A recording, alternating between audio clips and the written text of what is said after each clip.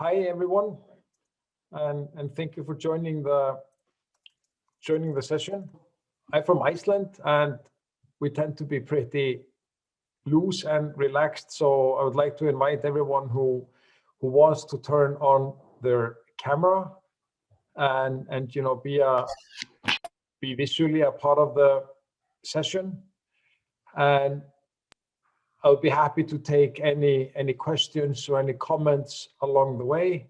So feel free to write them in the chat or just speak up, and we'll try to keep this as organic as possible.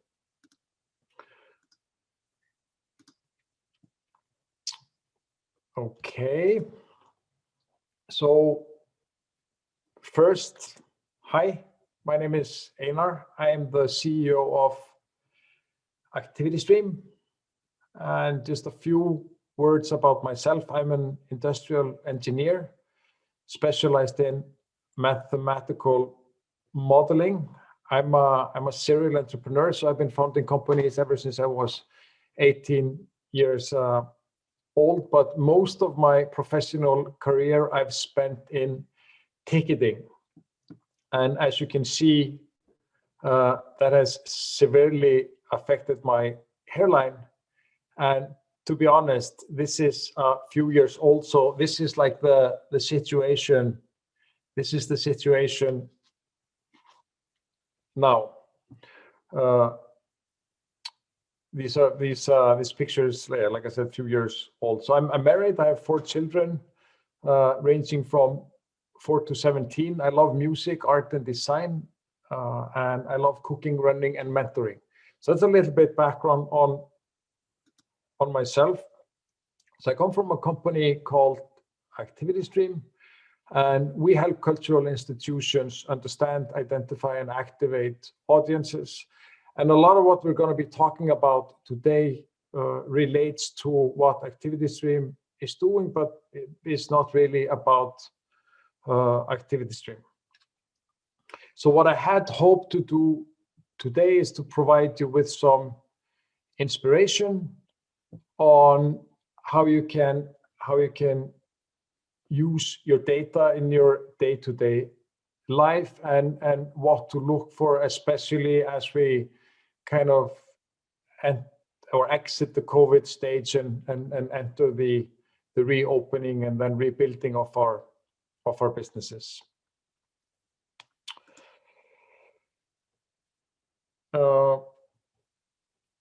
And maybe I should start by saying I know that everything that has to do with data can be very overwhelming, can feel overwhelming, and it can feel very complex. But I also want to comfort you and say it's like with everything, it's only difficult to start. Once you start, you kind of get hang of it quickly, and it becomes like a second nature to you to be very, very data driven. So I hope I'll be able to provide you with some ideas and some thoughts that you can immediately start working on.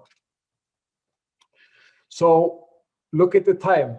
It's almost after COVID o'clock, which is going to be a super interesting time for us all. And I think we're all entering what we at ActivityStream sometimes refer to as the great unknown. Of course, you've all read a lot of surveys and blog posts, and there are a lot of theories about how things are going to look after COVID. But I think, and my personal opinion is that no one really knows. And this is going to play pretty interestingly with our industry, where we are used to doing things very much based on kind of gut feeling, and we're often repeating what we have done previously and so on. So it's interesting to see if that will continue to work, or if that has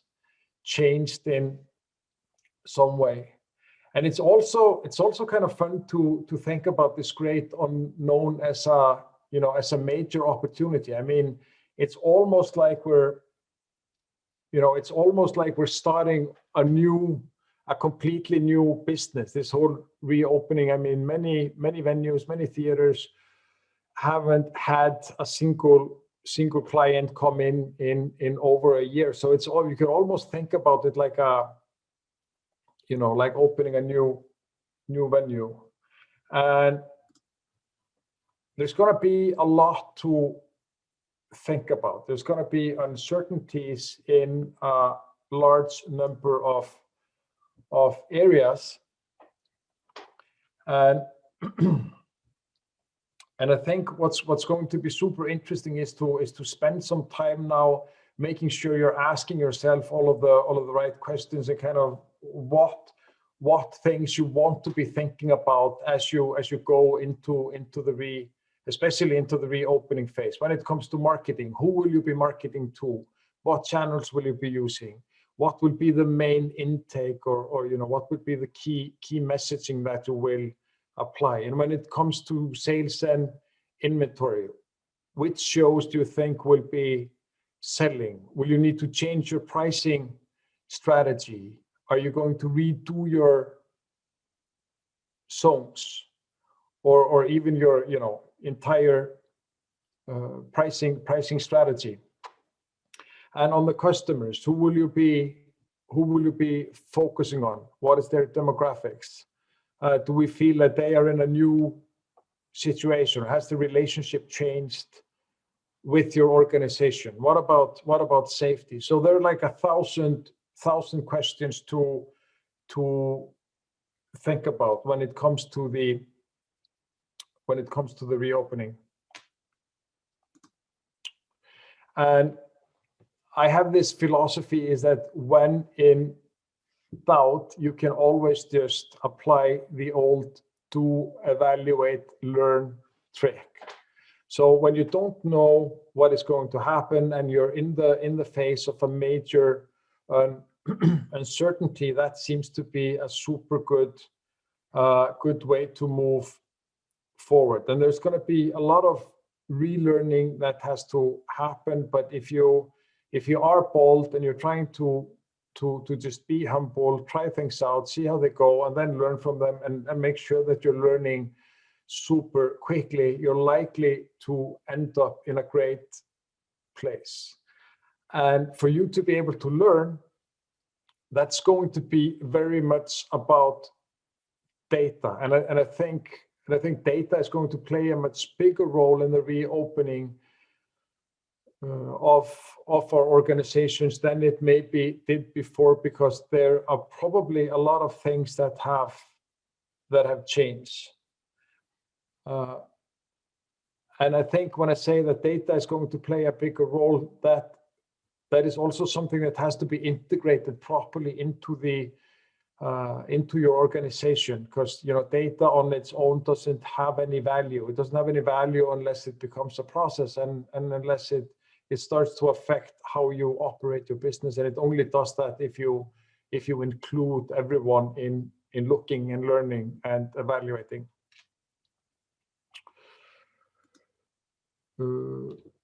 So what we're going to do is that we're going to look at the three phases. So first we're going to look at let's call it the phase that we're in now. It's in the where everything is closed, and we're starting to think about reopening and talk about how you can establish a baseline. Then we're going to talk about the reopening phase, and then we're going to talk about the rebuilding phase, and I think, and try to frame pretty well what we should be focusing on during each of these phases, and what is going to be important during these phases.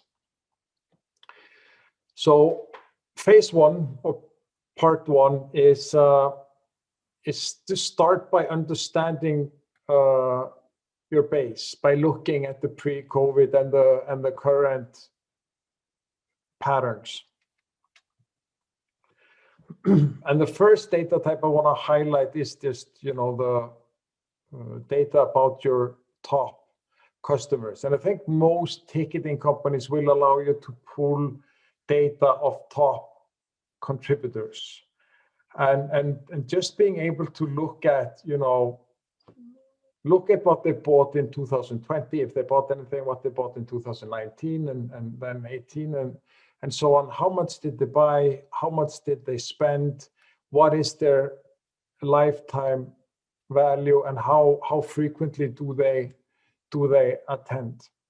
And I've always found it very interesting is that if I go to my butcher, or if I go to my fish market, you can ask the people, who are your top customers, and they will immediately know. While often when you go into a theater or a performing arts institution and you ask, who are your top customers, people don't know. But the fact is that they do play a major part in your overall revenue. So why should we be looking at the top contributors? Because they represent a large part of our revenue and marketing. So my suggestion would be that you would set up a customer relationship plan for your individual top customers. So you could do something like you see here in the slides, and you can reach out to me and I'd be happy to send this to you as well. But I think it's really important to have a plan, and depending on your resources, how you're going to bring back your top 50 or top 100 or top 200, depending on your operation. And one of the metrics that you should really be tracking is, for all of these, you want to make sure that they have an upcoming visit to your venue or to a show. So the next data type we want to talk about is the sales patterns. So these tend to differ, of course, depending on your type of venue and what type of content you offer. But it's important to understand, what's your demography? Is it mainly locals, or is it mainly travelers? And when do people tend to buy tickets?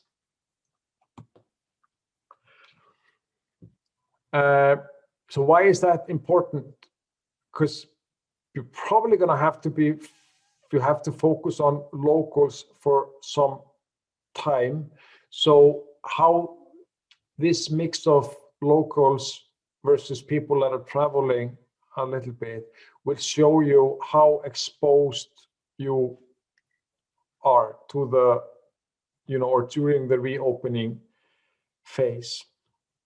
And also understanding the lead time patterns will help you a lot when it comes to planning your campaigns and your messaging. And then the last data type we want to talk about when kind of establishing a baseline is free tickets. So why free tickets?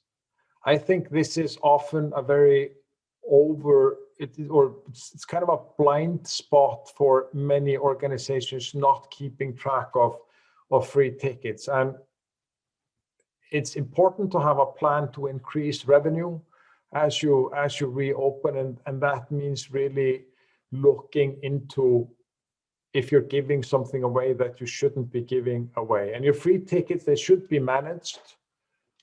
And I'm not personally against free tickets. I just feel that they should be used strategically. They can be used for marketing, but they can also just be lost revenue, and make sure that they're not on that side for you.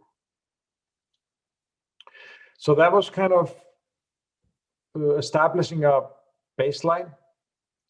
And we talked about 3 different data types, but of course you can look at others. But I think it's really smart to use the time now to start selecting the metrics that you want to track during your reopening, because I think things are going to get super, super busy.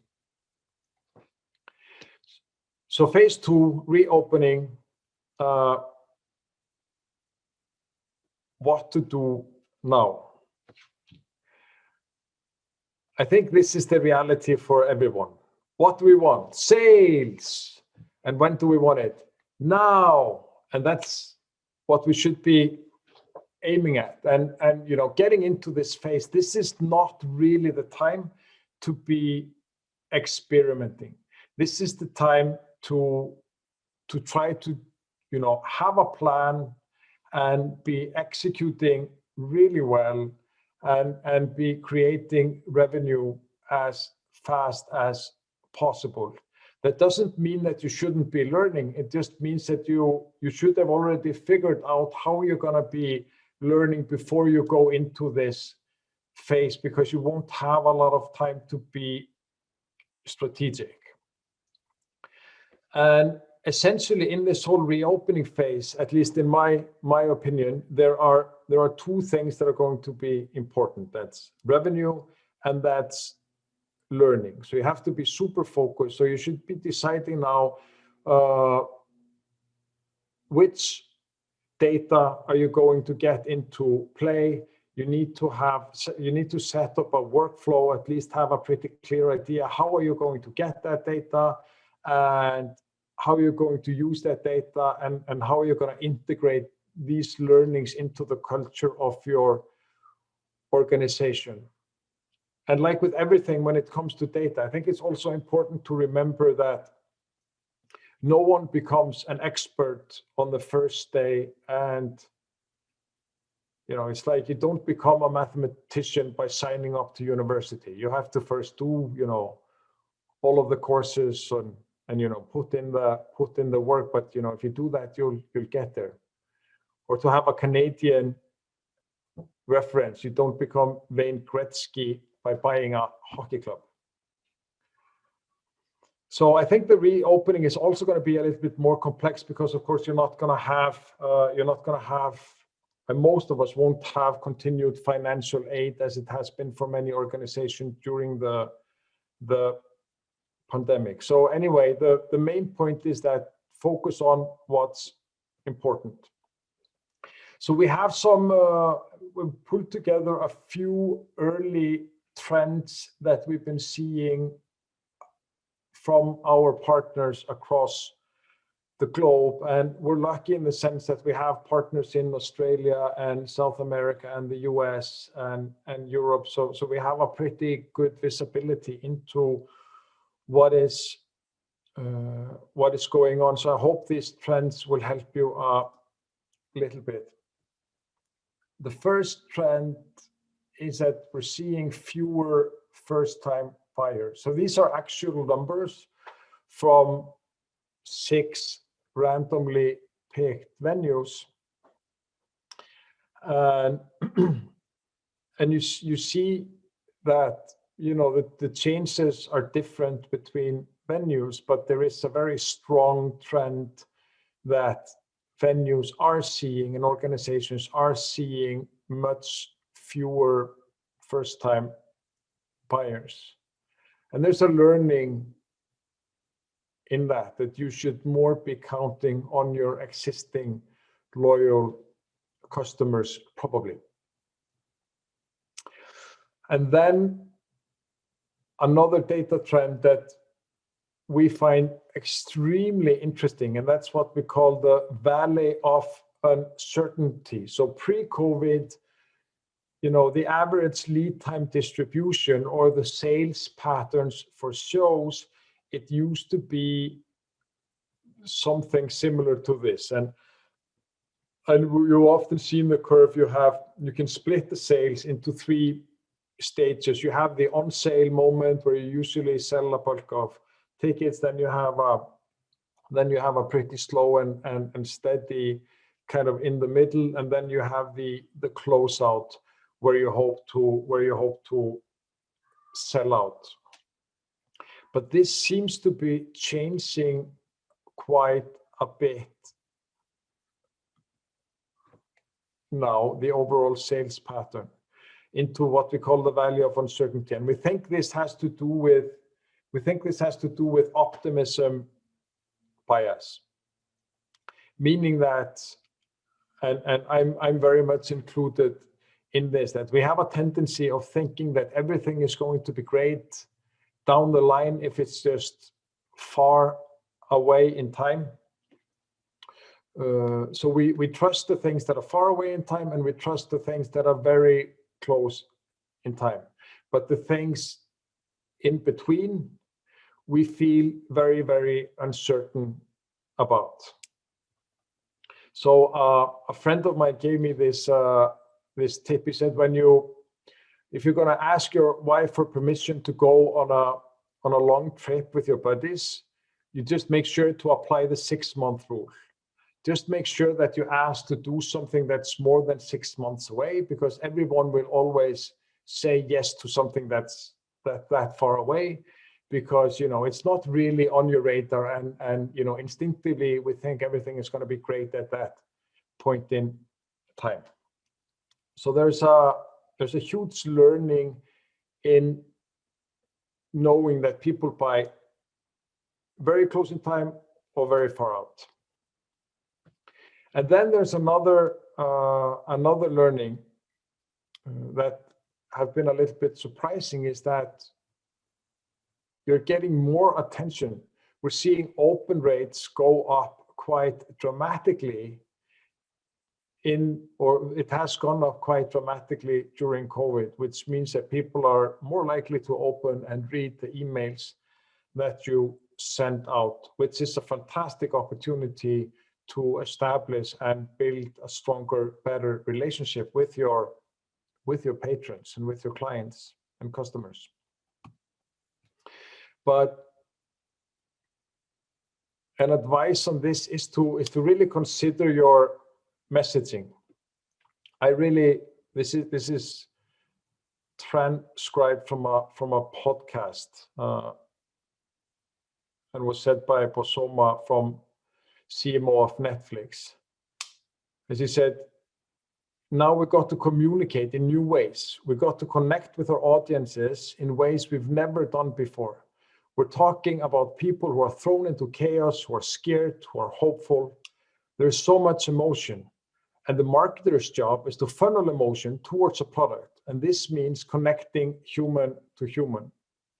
And as I was preparing this talk, it got me thinking about shared experiences.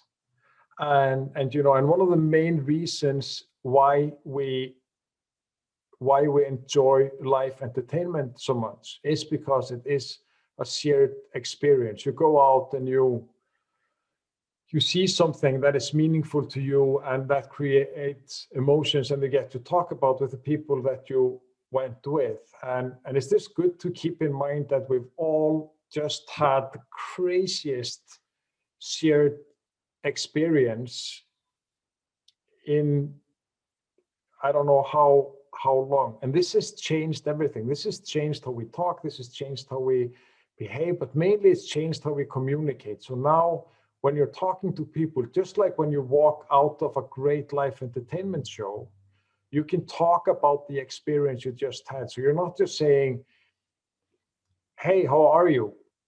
You're really open to having a dialogue, but like, no, really, I mean, how are you doing? I mean, is COVID treating you okay? And how are you dealing with being home and all of that? So we've just had this shared experience, and we're in the middle of this shared experience. So, I mean, I would say feel free to use that very human connection in all of your communication. But to sum up for the reopening, I think it's all about setting yourself up for success. And my advice, based on the data that we've seen, is that target your local loyal customers that live in a close vicinity of your shows. Go for broad appeal events. I think it's going to be extremely important when we're getting people back to be maybe less experimental and more mainstream. And focus on promoting the events that are happening very soon or much later, because you're more likely, or you're much more likely to be selling those than if you're promoting somewhere that is stuck right in the middle of the valley of uncertainty. And go for email. Email is by far the best communication channel and the most effective marketing channel that you have. But remember to use it with empathy and be humble and be human.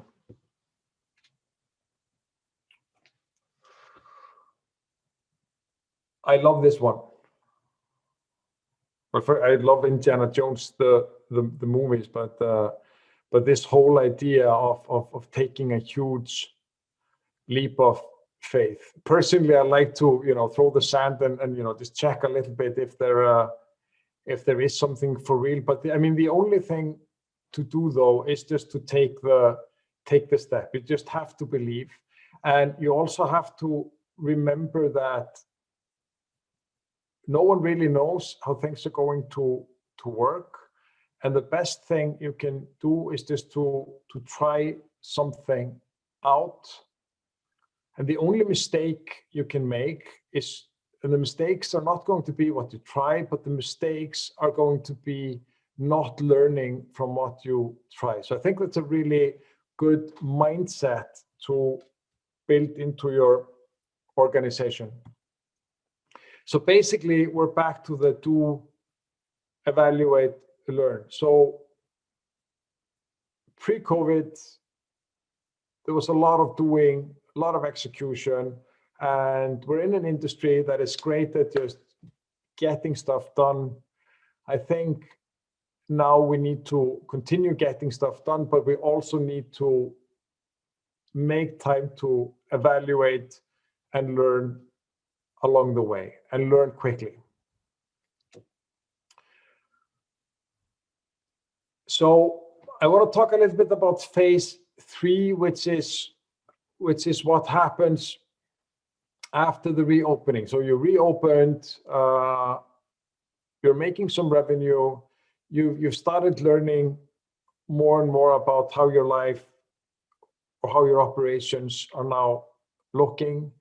Then I think it's a perfect opportunity to try to cement that kind of learning thinking into being something that you're sustainably doing within your organization, which means that you'll start using data continuously in the various areas. So for example, in marketing, you'll start looking for patterns. How are they changing? Is the demography changing? Is the age changing? And you should use all of everything you know about clients to communicate as respectfully and as effectively as you can to them. So the people that, make sure that the people that like to buy late, that you're marketing to them only a few days before the show, and make sure that you're hitting people up with with something that is of interest to them. I think being respectful in communication is key. And when I say being respectful in communication, it's all about taking the time to get to know your customers and serve them with something that is relevant to them when it's relevant to them, to keep them coming back. And then on the inventory management, again, look for patterns. How are the events selling across price categories? Do you need to change your pricing strategy? Are people buying more expensive tickets? Are they buying more cheap tickets? Do you need to be thinking about rescaling? And this is something that you should always be reviewing on a regular basis, and you should build that into your DNA. I don't think you need to be rethinking your pricing. It's not something you do every week or not even every month, but it's something you need to be aware of, and especially just looking at the various trends and mainly see if something is changing, and look for if something is not working or if something is working really, really well. And clone your customers. This is something that we have seen our clients be extremely successful with. So it's basically using data from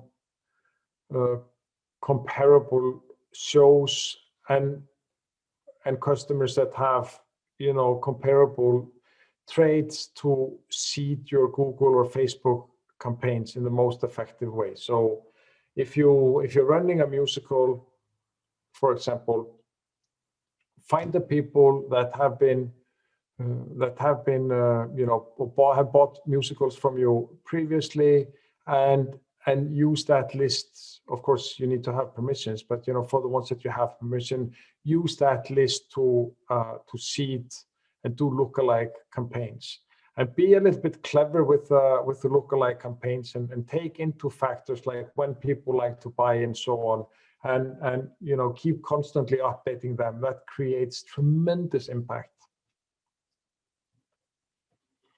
And we've also seen that you can have your customers reveal themselves by doing custom intent campaigns on Google and YouTube. It's relatively cheap, and it's a great way to find people, if you just target this correctly, to find people that are likely to become your next customer.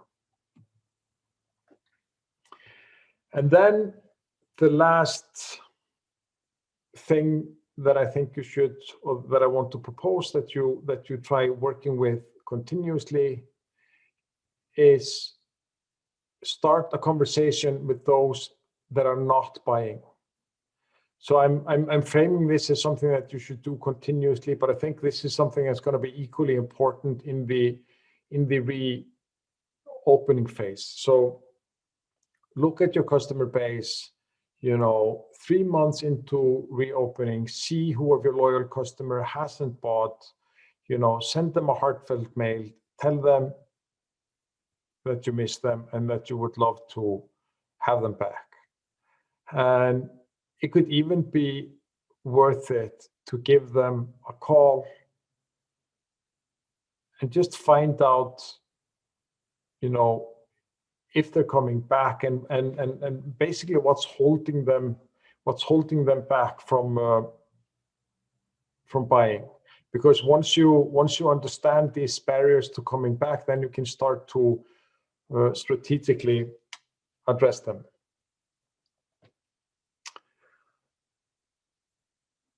And then in the customer experience, it's kind of the same point, is that you need to proactively reach out to no-shows. So if people, for some reason, they don't come to your show, make sure that you find out why, and if you apply a good dose of empathy, you will earn a lot of loyalty. And there's always a reason why people don't show up. And most of the times you want to help people make up for that, because usually there was something that wasn't that pleasant that happened or stood in the way of people being able to make the show, and you showing empathy towards their situation is always going to pay off in the long term. But above all, this is the one thing you should take with you, is just don't be scared. Just do, evaluate, learn. Do, evaluate, learn, and don't be afraid of trying out things, as long as you're just learning from them, and keep an open mind.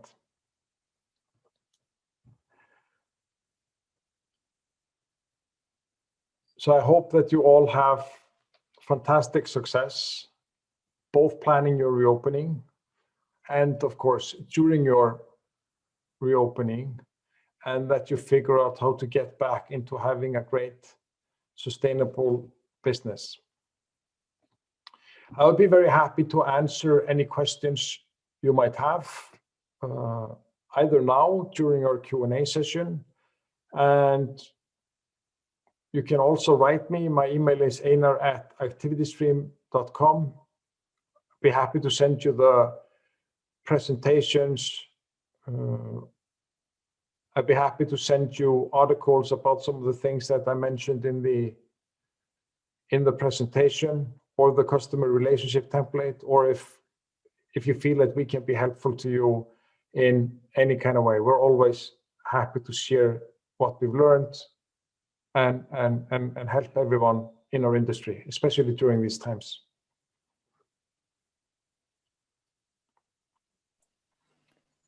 Thanks, Einar. We're just waiting for some questions to post into the chat. So if you do have questions, please do post those into the chat now. The question here is from Marie. She's in ticketing data, other than first name, last name, and address, etc. What other data could be relevant for the analysis? So I'm assuming you're asking for data points, and apologize for my French. That's something I have on my list to learn, but I haven't made much progress yet. So there are a lot of data points you can be looking at. I mean, think data points that are really interesting to look at. I mean, not just the demographic data about the customer, but how far in advance does the customer buy? I think that's a super interesting data point. What is the price point that the customer buys at? So is that someone who tends to buy very expensive tickets, or more low priced tickets? What type of shows do they buy to? I find it very interesting also to be looking at ticket types, or in which price categories they buy. And as you get more advanced, these are great things to have in mind for marketing. And if you have the capacity, and if you have the resources to do really segmented marketing and segmented communication, it is great to group together the people that are more likely to buy, or buy cheap tickets or less expensive tickets, and communicate with them in a different way to maybe the people that buy the most expensive tickets, and just anything you can do to increase the relevance. But I would definitely say the lifetime value of the customer, and what is their average price point, and how far in advance do they buy. I think those are super valuable points. And maybe how far are they willing to travel. I hope that gave some insight to the question. Did we have other questions? I think it was just a sort of follow-up note from Marie, who asked the first question, and she just said, so there's no other data to collect directly from the customer. Oh, there's a lot of that, and I would be happy if you. I'd be happy to send you a list of, for example, data points that we collect at ActivityStream for analysis purposes. If you just mail me at einar@activitystream.com, I'll be happy to send you that list.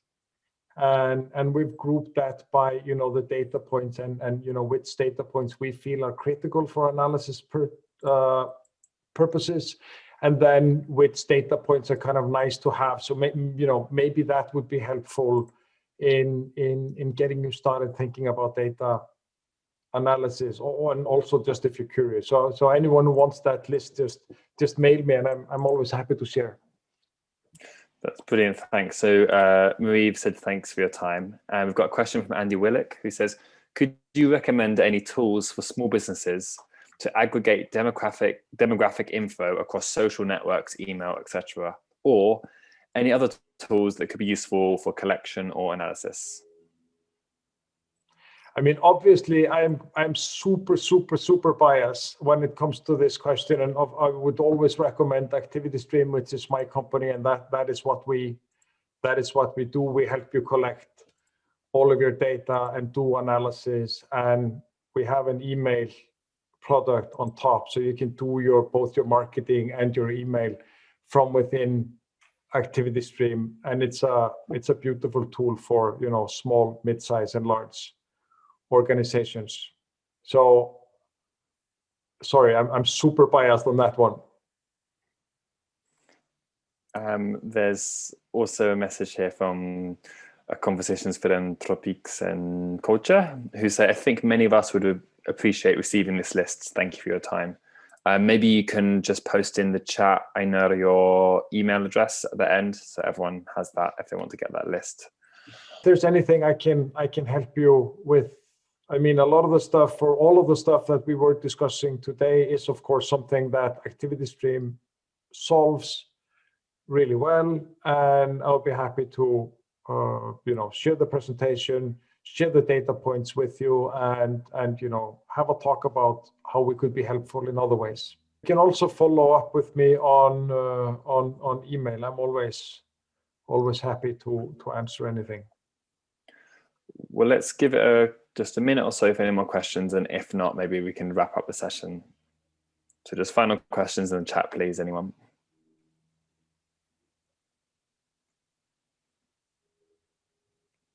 I think that might be it. So thank you so much, Aina. That was a really wonderful presentation, and you've got lots of messages of people who have said thank you. So that's great, and Aina's email's there. So I'm going to close the meeting in a moment. So thanks all. Fantastic. Thank you so much. This has been a real pleasure. Goodbye. Bye.